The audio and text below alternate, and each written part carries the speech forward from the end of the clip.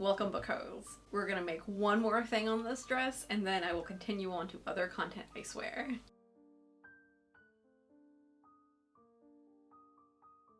Welcome to Bookhoarding by Bianca. I'm Bianca and I promise this is the last in the series about making this dress. If you haven't been following, this is a dress that I made for a final for a class, and the big focus of it was patterning. So I've been going over the actual pattern making, less the construction, for how I did each component of this. If you're looking for more details on pattern blocks and everything, check out the Closet Historian. She has amazing playlists and has a ton more education than I do from fashion schools that will help you make your wardrobe fit you and your needs. Today, I will be going over making the skirt pattern for this. It is a very, very basic flared skirt.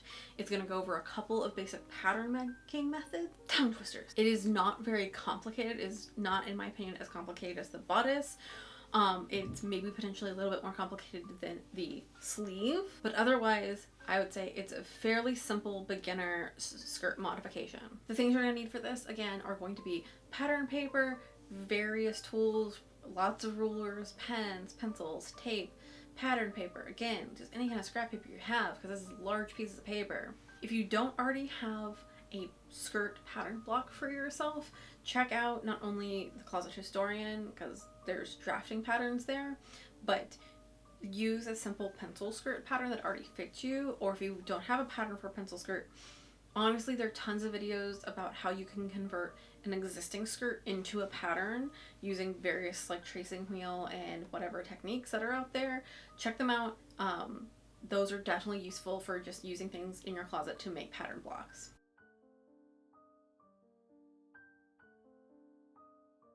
And now, without further ado, let's get into making the skirt. We are starting off here with me taking out my basic pattern blocks for my skirt pieces. You can see that there's a skirt front and a skirt back. That's how they would look and feel scale as well, like the general shape. Either it's going to be 2 darts or 1 dart. It depends on how you made yours. And what I'm doing, you can see I have the iPad out beside me that shows me my designs, and I had drawn in where the seam was going to be. I am going to be just drawing a straight line down from these for 2 reasons. I'm going to have to deal with those darts, right, because my pattern or my drawing doesn't have darts, and this is how I'm going to do that. Also, I cleaned my ruler. I realized soon after doing these drawings, that the pen I was using, basically, you can see at the bottom it bleeds heavily. So just a reminder, like if you are using the rulers that you're going to use for your sewing stuff, wipe them off because the pen might have blood on them. Anyway, I really quickly put those 2 little marks. Those are notches, and 1 notch means front, 2 means back, just an FYI.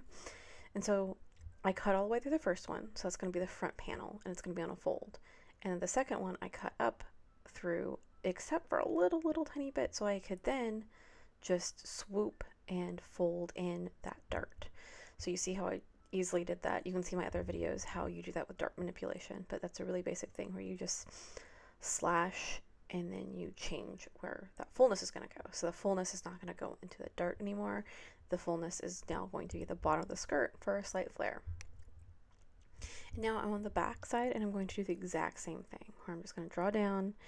I'm using those pre-built-in sloper darts as my kind of easy guide points for this. So 2 slashes is a notch for the back. Notches are where you line things up when you're sewing. So you want to start notches on your patterns when you're working on them and not just when you're finished with them, if that makes sense. There's a thing called a working pattern and a final pattern.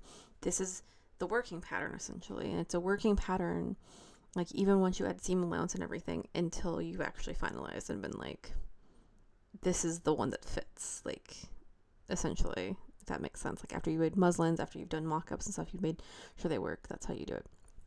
Okay, so here are my pieces, and you can see like there's slight flare in the outside piece, and I'm going to add a little bit more flare to all of them. But to take this from working into a more final space, even if it's a half scale, I need to blend that line at the bottom. So I'm just going to be taping some spare paper onto this. And this is what I do too for the full scale. I use scrap paper to fill in the gaps for these large darts. Even the small ones, but like for the large darts especially, I will use like multiple pieces of scrap. Because like A, sustainability, but B, like paper, like the patterning paper is not cheap. So I just use scrap. So then you can use that to blend that skirt bottom line, which is what I just very easily did there. If you want to be very precise, you could use a French curve, and then you see me just easily pop it on another little scrap there to fill that in. Now you see I just pointed to the notches, that's how I know they fit together.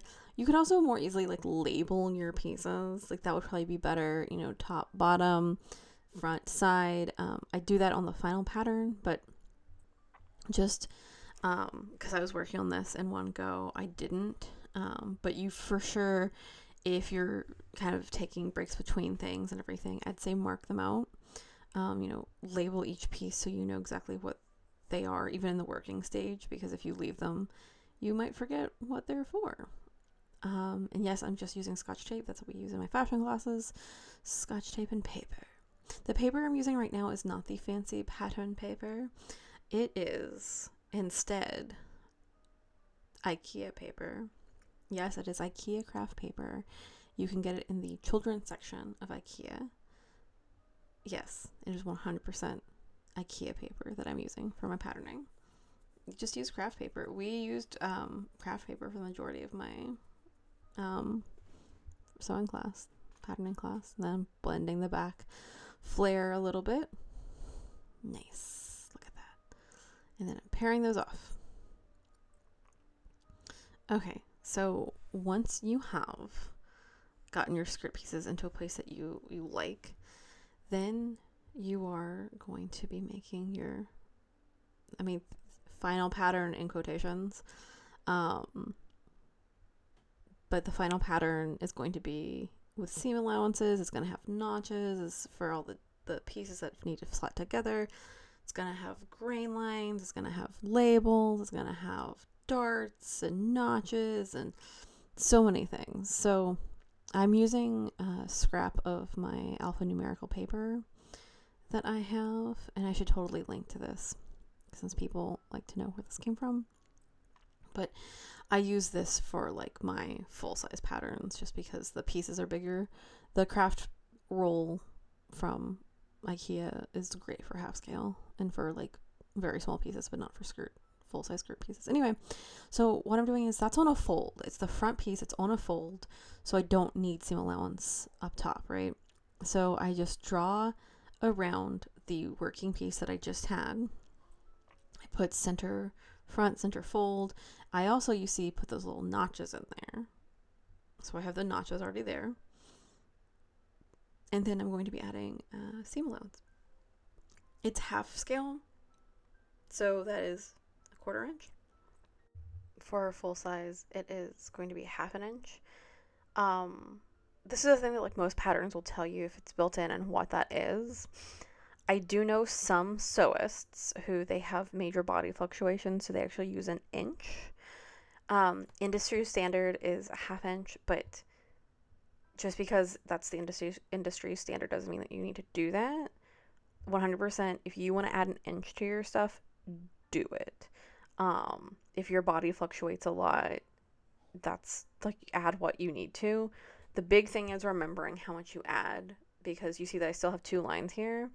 It's the seam allowance versus the pattern piece. So it's just remembering like, okay, I'm adding this much in because that's where I'm going to grow or change or whatever, but I'm sewing to this line. So just make sure you're always marking out the actual sewing line versus the seam allowance, and like you have all that good and marked up. Anyway, speed patterning. This is just like super fast me doing the other pieces because it's essentially the same. And let me know if you have more questions about this, but this is just a very simple flared skirt. Like I did not do much. Like I just changed the darts and put in 2 seams. And then this is super fast, me using some quilting fabric scrap things to make the skirt in half scale. Again, this video is less about construction and more about patterning. And so then this is my little scrap baby, my little scrap half scale that I've been putting together. And there's the skirt. And I think that looks fairly like the skirt that I drew. And so that's what it's going to become. Now, once I saw this in half scale, I was happy with it. And I decided to just do this in full scale. And for full scale, for patterning the skirt, I did have to use my floor. The skirt, and I think you'll see it on me in a second, but I made it longer than, like, I think a lot of people might have made it for themselves. I made mine definitely more of like a mid-lower calf length. But anyway, if you need to use your floor to make yours, that is 100% a thing. My pieces were very long. And also the pattern paper keeps like rolling up on me. So I had to like use a bunch of weights, all those fun things. Like you can see right there, oh, so much rolling. But it's really handy to have this really nice big piece of paper and good quality paper that I can use to make patterns on. I will need to definitely re-up my supply of this before my next patterning class because I've used a bunch of it. Now I use it for my personal project as well. But anyway, it's just use the floor if you need to. If you have a giant patterning table, good for you. Like, you know, rock on. I live in San Francisco. I do not have much space for tables, let alone crafting. So I'm limited to certain things, and that's why I'm on the floor. And a reminder that this is really not about construction. So I didn't really film much about the construction of the skirt. You just line up the pieces and sew. But my big reminder is please leave your skirt on a dress form or a hanger or whatever to hang for 24 hours before you're going to sew up the hem, because it is very critical that you get all that stretch out. And that is what I'm trying to remind people of right now with this footage. Hang it up at least overnight. I think mine hung for 2 days.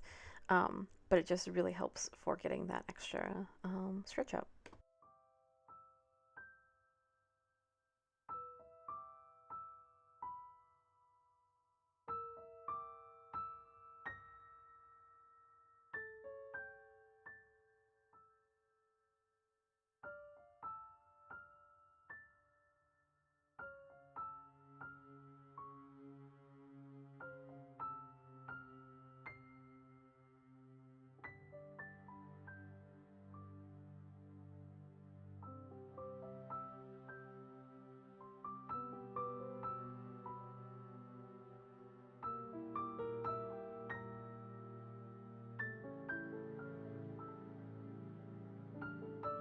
I want to thank you so much for sticking around for all of these different parts of making this dress. I hope that the explanations have been useful in at least showing you all the ways you can modify a pattern to suit basic design needs, and at least a starting point if you haven't done it yet. I started with basic pattern blocks for each of these pieces and made them not only their own but into one single dress. If you liked what you saw and you'd like to support this work, don't forget to check out my Patreon or my Ko-fi. Patrons get a special shout out in all my videos, and like a coffee or a tea or whatever you want to call it is just a tip jar, and it's just a nice way of saying, hey, thanks for this work that you did, because I'm still not at the threshold to be monetized on YouTube.